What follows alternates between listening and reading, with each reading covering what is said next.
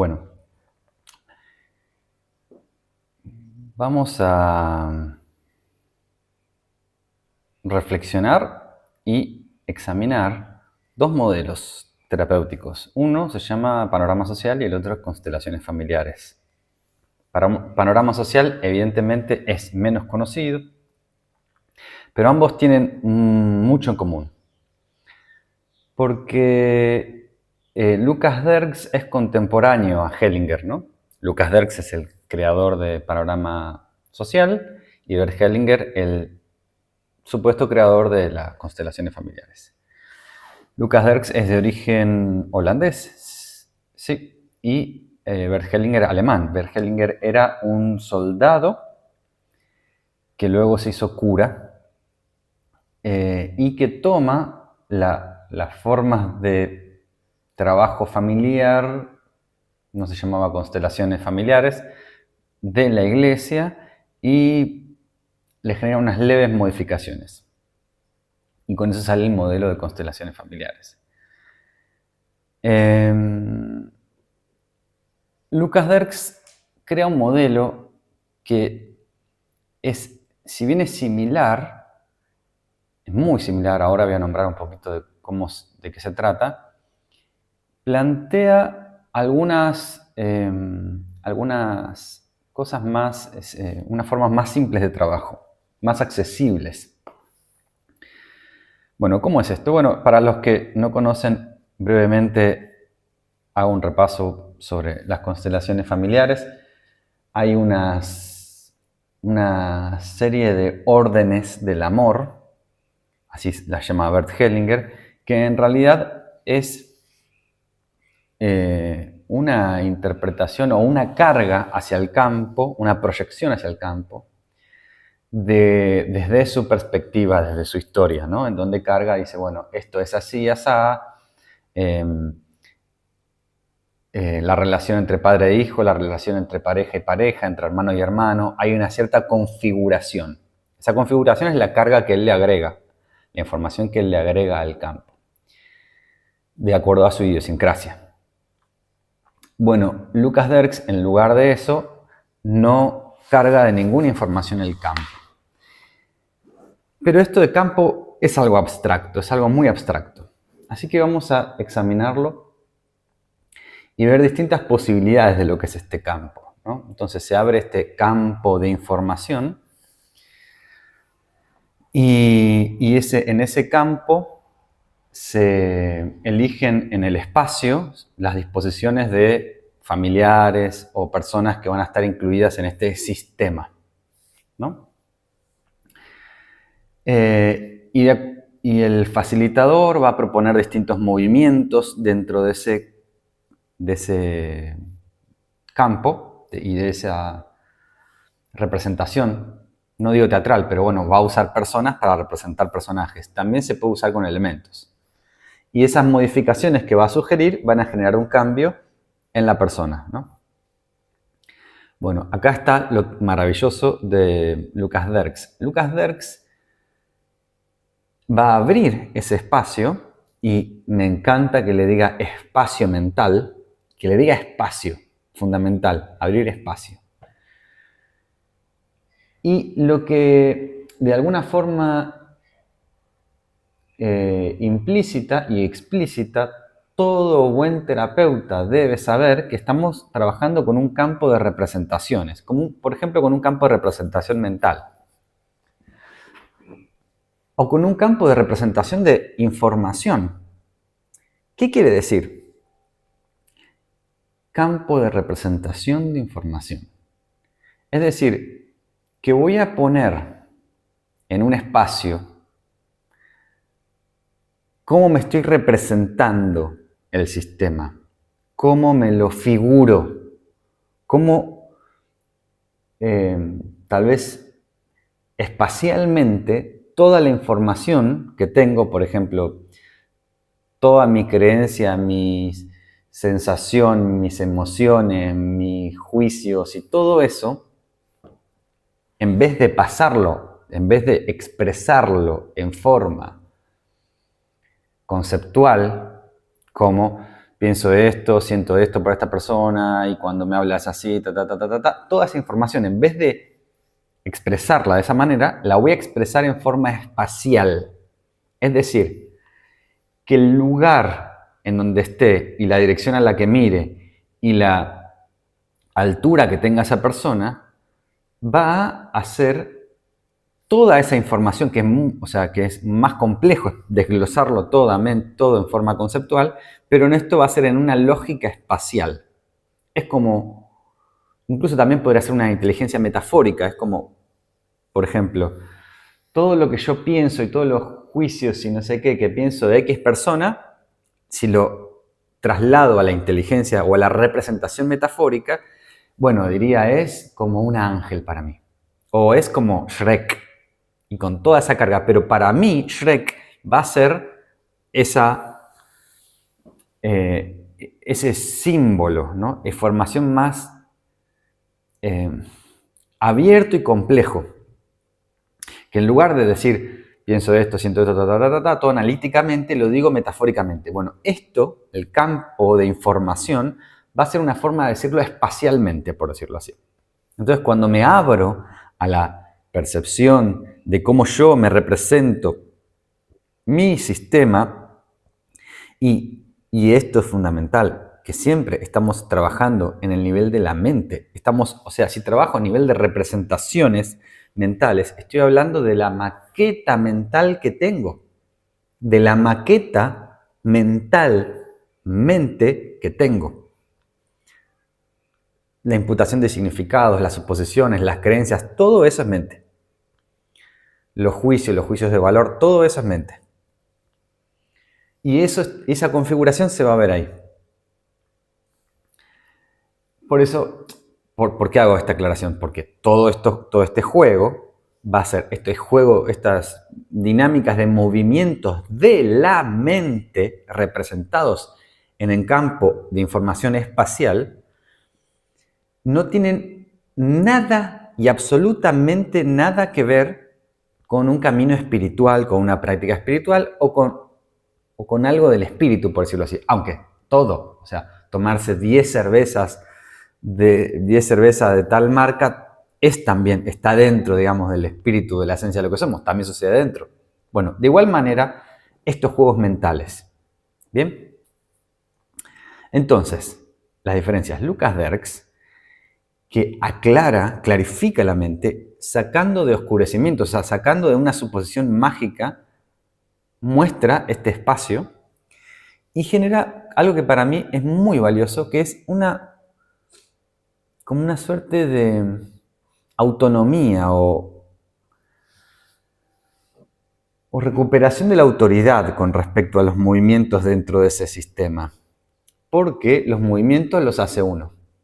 Es decir, cuando puedo ver dónde puedo ver mi maqueta mental, hacerla explícita en ese campo, que más sencillamente Lucas Derks resolvió y él se tardó tanto en sacar a la luz el sistema porque lo probó muchos años en Suiza, en Holanda, lo probó mucho, en muchos estudios y pruebas para poder no largar algo hacia la deriva, sino bien corroborado.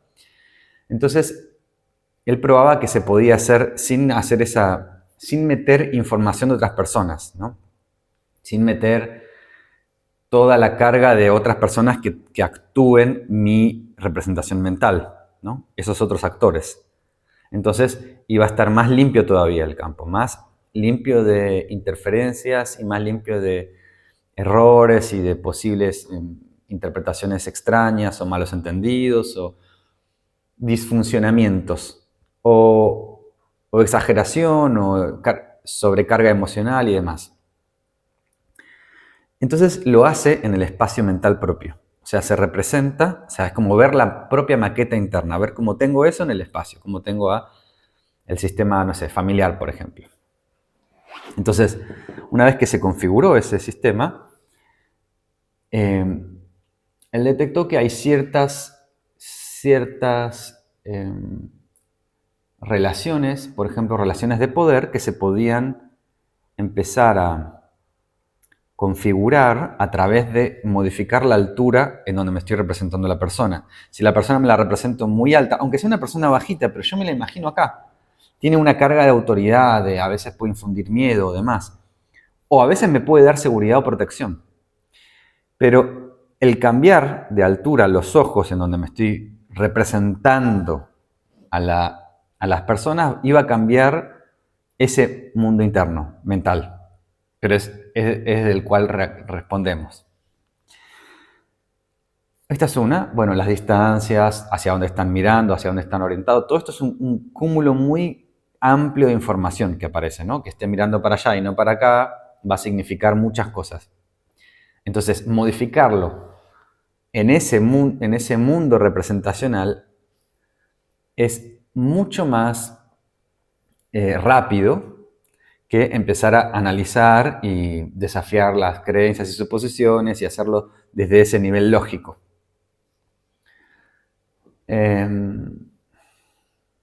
Es como ir al código fuente, sería, a un código fuente de la computadora. Bien, entonces, distintas problemáticas que se parecen. Bueno, esto es algo grandioso, ¿no? Que Lucas Derks propone una autonomía y un autorregistro de este orden, haciendo chequeos muy al estilo PNL, programación neurolingüística, que es, bueno, un chequeo somático de cómo se siente cuando cambie esto, cómo se siente en mí, cómo se siente la perspectiva de tal personaje, cómo se siente la perspectiva, y se va poniendo como en las posiciones perceptuales de los distintos agentes que están actuando ahí, y luego se pone como apartado, o a veces viendo de arriba o al costado, viendo como la armonía del sistema, como con un chequeo somático, ¿no? Si desde afuera se ve y se siente como angustiante, o se ve y de golpe la escena se pone oscura, ¿bien? De esta manera. Bien. Entonces, el hecho de que la persona tenga un autorregistro y no sea movido por alguien de afuera e intervenido por alguien de afuera, genera como un chequeo de mucha eficiencia, ¿no? De que la persona no va a recurrir en forma adictiva a tener que hacer cambios continuamente en ese sistema que fue modificado por un facilitador, y que tampoco intervinieron otras personas, sino que pasé por todas las posiciones perceptuales para dejar una armonía por la percepción de afuera y la percepción de primera persona. Bien, hasta acá veo esos beneficios en esto, ¿no? Y además de que en esto enseguida se puede hacer un chequeo instantáneo de las claves mínimas de cómo el estado de la persona cambia y se armoniza. No entra en algo que genera como una especie de loop adictivo, ¿no? Como una especie de ciclo adictivo, que es el ciclo de las emociones y las emocionalidades. Las emociones fuertes van a funcionar como como una adicción química a estar, ¡ay no! Y lloré, y toda esa catarsis, todo ese movimiento emocional genera una gran adicción. Entonces me vuelvo adicto a ese movimiento emocional porque me da ese vértigo, y lo que va a hacer es reafirmar más la falsa identidad, la identidad ilusoria. Bien, hasta acá es como un poco como obran estos modelos. Pero vamos un paso más. Vamos a ver un poquito más.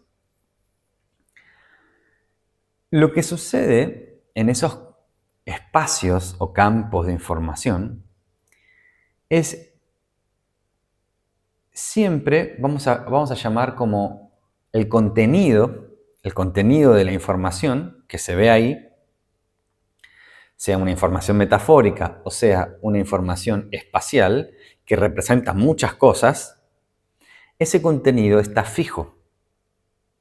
Entonces, lo que hay es que se hizo como una cristalización, o una identificación, o un apego, o un aferramiento a algo que es un proceso continuamente dinámico,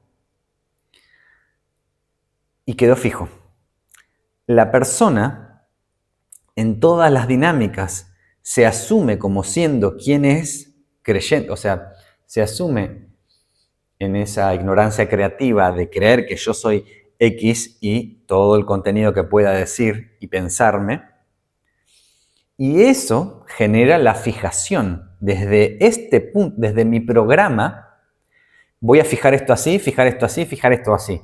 Ahora, el ego mueve con una técnica de manipulación y va a quedar como momentáneamente, y manipulado por otros egos,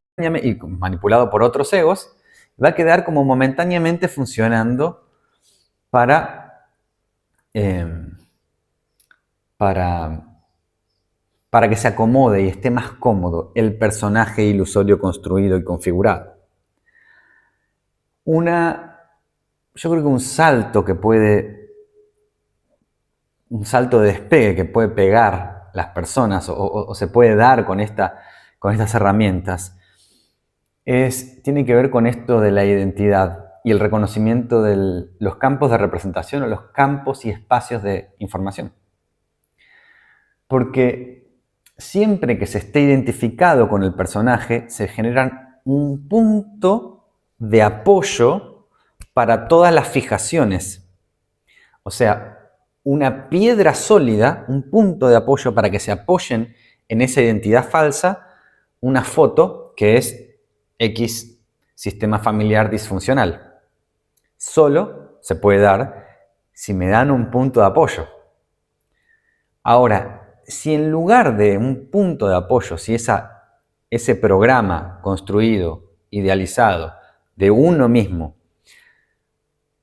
no está como una cosa fija y, por ejemplo, al ver los espacios de información, los campos de información, al poder ver ese espacio de representación, en vez de fijarme más en el contenido, puedo ver el contenido, pero si le doy más atención o me reconozco más como el espacio de información, o sea, es como si me reconozco más como lugar que como cosa, como un espacio, porque es lo que más permanece.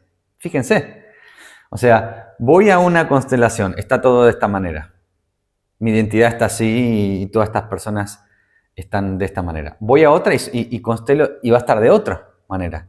Pero la única constante es el campo. Esa es la única constante. O sea, lo único que tengo que hacer es percibir el espacio, el campo, y quitarle menos atención a la fijación en donde se fijó, en donde aparentemente se fijó la aparente propia identidad y la aparente propia posición de cada agente en el sistema. En cuanto se percibe como el espacio, automáticamente se acomoda. Es como si despegué las cosas y hice espacio y la energía se va a acomodar por sí misma como siempre lo hizo hasta ahora. Es como si se autoliberara por reconocer lo que subyace, una base en la cual nada se puede adherir. O sea, al campo de información no se le adhiere nada, a menos que lo adhiera, a menos que me fije, a menos que mi atención se centre en eso para fijar esa información. Por lo cual, en ambos modelos, algo que sería muy interesante es este reconocimiento del campo, ¿no? Este reconocimiento del espacio per se, lo cual es algo que también, al igual que el modelo Lucas Derkx, es emancipador porque no hay una intervención de un agente externo que manipule la información. Bueno, en el de Derkx no lo hay, pero... Y se abre a la posibilidad a que los movimientos sucedan por sí mismos sin que ese supuesto personaje esté eligiendo, sino se den desde un lugar donde no haya fijación, donde el punto de apoyo no esté dado para que todo pueda fluir, sin que yo le haga resistencia a todo eso que se acomode en base a mi resistencia. No hay resistencia, hay pura apertura, hay espacio. La información se va a acomodar y se va a acomodar y se va a acomodar y se va a acomodar y se va a acomodar y va a fluir. O sea, no tengo por qué fijarla de una manera. porque la experiencia nunca es fija. Entonces, hoy me acomodo, listo, hoy constelé, se me acomodó esto, pero mañana cambiaron las condiciones. Y se me fue un pariente, se murió otro viajó a Estados Unidos, otro se mudó con la novia, otro creció y se fue de la casa, etcétera, etcétera, etcétera. Entonces, ay no, mi mapa rígido mental que constelé de esta manera, que había quedado bien, ahora lo tengo que acomodar. Y claro, porque estoy continuamente fijo y continuamente necesitando consumir ese tipo de pseudoterapias. Ese tipo de pseudoterapias es una terapia para la mente, pero como está abordado, es algo que reafirma más la identidad, el ego, de alguna forma, el personaje ilusorio. Entonces no tiene nada cercano a una práctica espiritual o a un camino espiritual, sino más bien todo lo contrario. Pero tal vez, digo tal vez, con este pequeño elemento, con este pequeño insight, con esta pequeña observación, podría ir un poco más allá. Bueno, de acuerdo a esta manera nueva de ver lo que está sucediendo, obvio, lo continuo, que el espacio siempre es el mismo, y lo que cambia es la información, y no hay que centrarse en el contenido, porque el contenido es lo que me fija, lo que me cosifica, lo que me vuelve cosa sólida, lo que me atrapa. Si quedo como disposición y apertura, hay flujo continuo. Eso es lo importante. Reconocerse como espacio, como potencial, ese reconocerse como potencial, no definido, que no pueda ser controlado también por algo afuera, porque al no ser definido, porque es la naturaleza humana, la naturaleza del lugar humano, pura potencia. Eso va a ser entonces el orden del amor esencial, el más fundamental, el de la conexión con lo divino, que es eso mismo justamente, el reconocimiento de aquello más esencial en uno, que al mismo tiempo es universal. Esa pura potencia, el reconocimiento de esa pura potencia o tu conexión con lo divino, que no sería del todo correcto decirlo así, porque es tu condición natural. O sea, solo en el estar atrapado en el personaje, en la fijación, en esa identificación, es en donde hay distracción de esa naturaleza divina primordial, la cual es el único orden del amor. Es el único. Todos los demás son configuraciones artificiales, que bueno, sí,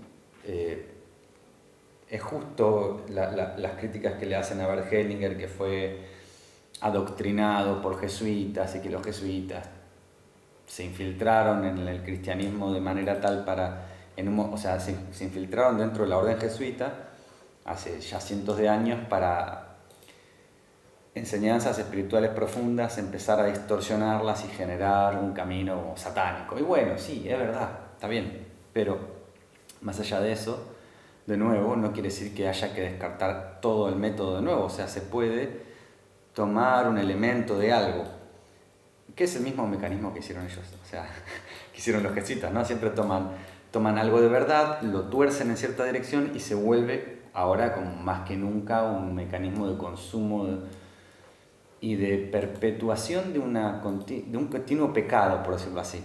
Pero el pecado, ¿cuál es? El pecado es creerme cosa. El pecado sería errar en lo que erré, en el error que se cometió, fue de nuevo en perder la disposición, olvidarse de la disposición natural que es uno y fijarse y decir, no, pero yo soy así. Esas certezas con respecto a quién soy, que no son disposición, esas certezas son el punto de apoyo para todos los otros errores. Entonces, bueno, yo creo que se puede volver a hacer este pequeño movimiento que va a cambiar la dirección, porque esa es la clave, ¿no? O sea, las herramientas, una herramienta puede ser hecha para construir algo o para destruir, y que bueno, en el marketing y productos pseudo espirituales se hicieron, o sea, las herramientas se invirtieron, se dieron vuelta los símbolos para apuntar en una dirección opuesta, ¿no? La dirección de la fijación, ¿no? Como sé tu mejor versión, ¿no? Sé controlable, sé lo que dice el mercado que seas, sé el máximo consumidor, pero desconectado totalmente de la fuente, que es vasta y continua satisfacción, vasta y continua sabiduría, paz, felicidad. O sea, la felicidad es tu condición natural. Arriba de eso está la agitación, arriba de eso están los discursos. La paz es la condición natural, arriba de eso están las historias que nos contamos de las representaciones mentales, están montados sobre el espacio. Cuando nos atrapan en su trance y nos convencen de que no, es así, salís afuera y son todos malos y están así, todos así, haciendo así, es una representación mental que se vuelve problemática cuando le di importancia y dejé de reconocer mi condición natural. No digo que sea malo tener representaciones mentales y poder percibir esos flujos en el espacio, en el espacio, digamos, físico también, en el espacio mental, sino que no reconocer su naturaleza impermanente, que es un flujo, que eso es una fabricación, y que además no me dice nada de mi esencia, no apunta a la esencia la información que aparece en el campo. Se disuelve en lo que soy, emerge de lo que soy, pero apunta hacia más información, o sea, hacia más agitación mental. Se reafirma a sí mismo, pero no apunta a lo que soy. Lo que permanece es lo que soy. Lo que permanece al cuerpo, lo que permanece a todas mis creencias. Ninguna creencia me dice quién soy. Ninguna creencia me habla, ninguna experiencia me habla de lo que permaneció durante todas las experiencias. La disposición natural, la apertura, eso permaneció.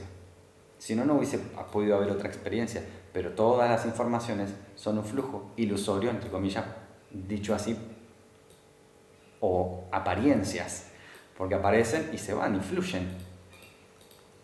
Así que, bueno, esto es mi pequeño aporte.